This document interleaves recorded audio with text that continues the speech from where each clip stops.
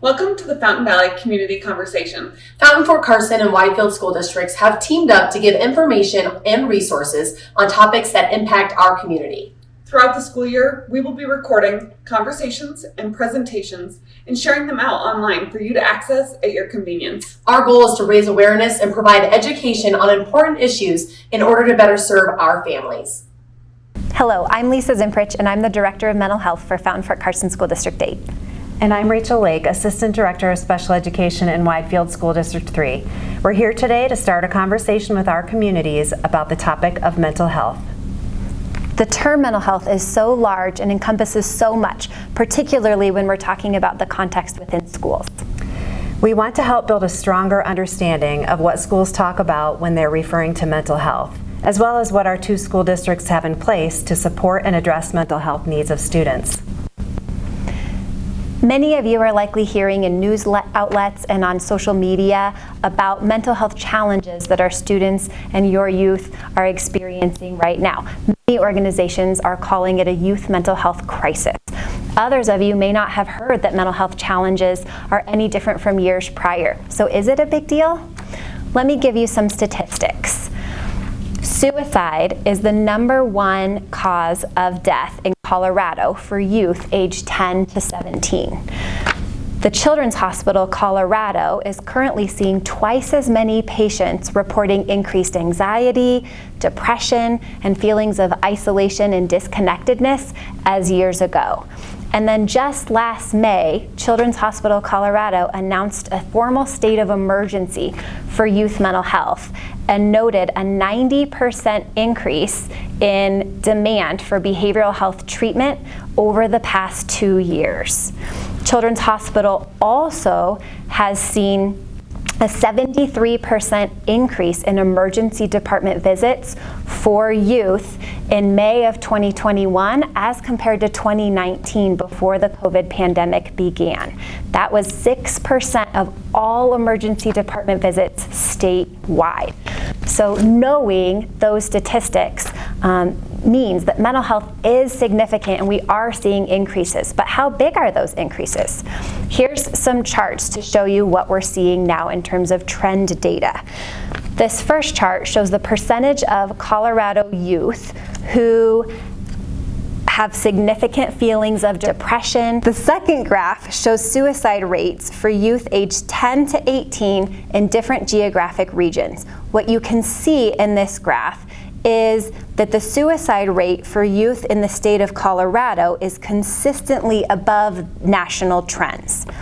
Further, the rate in most years for El Paso County, the county in which Fountain Valley resides, is significantly above both Colorado and national rates for suicide, indicating and highlighting the significance of the mental health challenges that our youth are facing. When we talk about mental health, or we read or hear about it, we may hear different terms that are used to describe it. So it's good to make a distinction among the terms so that when we try to define the problem or come up with a solution, we are able to clearly articulate which aspect of the issue we're talking about. Social emotional health is a term that describes how individuals are able to identify and regulate their emotions.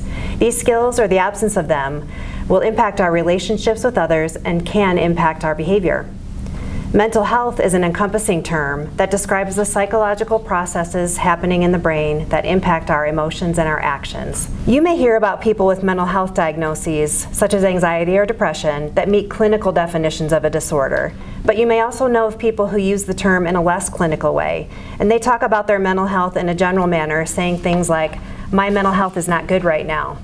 Most of the time that means they feel psychologically, as in their thought processes and cognition, and emotionally out of balance. We would say mental health is all of those things, but primarily focused on the psychological processes that are the underlying reason for problems with social, emotional, and behavioral functioning. When we talk about behavioral health, that's really a term that describes the things that we are doing or the decisions we make to behave in a certain way based on our mental health and emotions. The actions we carry out based on our psychological functioning and social emotional skills is what we're talking about. For example, if I'm feeling depressed or have clinical depression, that may impact my decision making about what I do to try to break the depressive episode. I may engage in substance use, which could lead to a substance use disorder. That behavior of using substances affects my physical health as well as my mental health. The substance use was initiated based on my mental health being out of balance due to the depression. So how do they overlap? So in summary, psychological processes and social emotional skills affect behavior. The results of the behaviors can either improve mental health or further complicate functioning. Mental health and social emotional skills, or lack thereof, both have a significant impact on our behavior. They are all interrelated. Last year, the U.S. Surgeon General indicated that mental health challenges in children, adolescents, and young adults are real and they're widespread. But most importantly, they are treatable and often preventable. Based on what Rachel just discussed, we could really broaden that quote to refer not just to mental health, but also to social emotional health as well as behavioral health. These challenges, being so very real and widespread, can seem overwhelming. Having a child in your home that's wrestling with these challenges can at times feel isolating, dark, and hopeless. For educators, having students in your class that are wrestling with these issues can at times be scary and can make one feel insecure and less effective in the classroom and the school. But, as the quote also says, we all must remember that there are actions we can take to both treat and to prevent mental health, social emotional health, and behavioral health challenges. So what does prevention and treatment look like within the Widefield and Fountain Fort Carson school districts? Perhaps the most recognizable and proactive strategy schools can use to prevent mental health challenges is to intentionally build a culture in our classrooms in which students feel included and that promotes positive relationships and healthy choices. Responds truly to student needs. When students feel like they belong within their classroom and school communities, they're safe to explore their feelings and emotions along with their reading and math. They are encouraged to work through social emotional challenges, just like they're encouraged to persevere through their math and reading. And they know that they have the support of peers and staff to help them navigate not just academic challenges, but also social, emotional, behavioral, and mental health challenges if and when they arise. Both of our school districts have many things in place to really intentionally build culture in our classrooms and our schools. In Fountain Fort Carson School District, students partake in intentional gatherings at the beginning of the day, at the end of the day, or during specific periods for our secondary schools in which they can build community and culture and relationships with key teachers, key staff members, and students in their classes.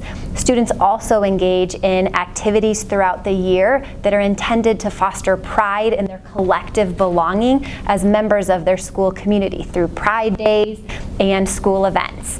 And additionally, students are encouraged to participate in groups and committees that create and help foster that sense of belonging. So by furthering students' inclusion in developing that sense of belonging, we're creating the agency and their buy-in for that to embrace themselves and their peers. And I would say that Widefield approaches building culture in many of the same ways as Fountain. Teachers get to know their students and intentionally include them in part of the classroom community. And there are clubs and groups for students to participate in, family events, community activities, such as our annual parade and football game between our two high schools. A unique feature of our district is that we run the area's Parks and Rec department, hosting many clubs, rec sports, and community events such as picnics and movies in the park. Parks and Rec focuses on joining the families of the district together to build community across schools. We're currently in the process of building a new recreation center for the community. And another way our school districts proactively work on preventing mental health challenges among our students is to help them with skill building. What we mean by this is that when we try to teach students their social emotional skills, that helps them to understand what they're feeling and how to express their feelings in a pro-social manner. Teachers are becoming quite adept at folding the work of social emotional skill building into math and literacy, but we also have other school professionals who plan and deliver lessons to students. These lessons specifically focus on emotion identification, coping strategies, and using those strategies to help with managing anxiety and depressive thoughts. We have counselors, school psychologists, and school social workers dedicated to this work.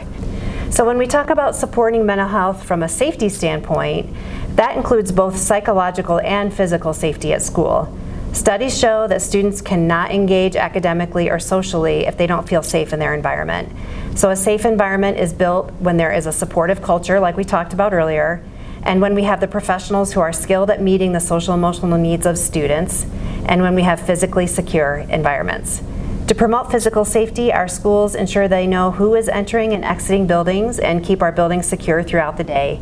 In Whitefield, we're continuing to pursue additional resources for safety in terms of increasing security staff and making adaptations to buildings. As we just discussed, both Fountain Fort Carson School District and Whitefield School Districts are working intentionally and tirelessly to create schools where students feel safe and supported.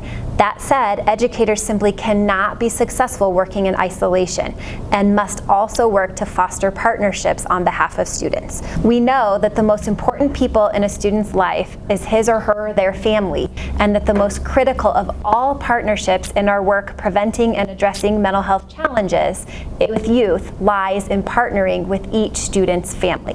In addition to that, there are key community stakeholders that also support the work both in and outside of the school setting regarding student mental health. Both Whitefield and Fountain Fort Carson School District host military family life consultants that support counseling and support services for students who are affiliated with the military. In addition, both school districts have entered into partnerships with community mental health organizations to provide therapeutic supports inside our school settings so that students can get the mental health services they need without missing too much school. And our partnerships do not stop with families and the support we can provide within the school building walls. We have intentionally and continuously fostered partnerships with outside community therapists, as well as our fire departments and our safety and police agencies to ensure that the mental health challenges that students experience in school and may impact the community are supported, as well as the challenges that students experience in the community that may impact their school are well known by everyone around us, and that the entire Fountain Valley community can support students and mental health needs.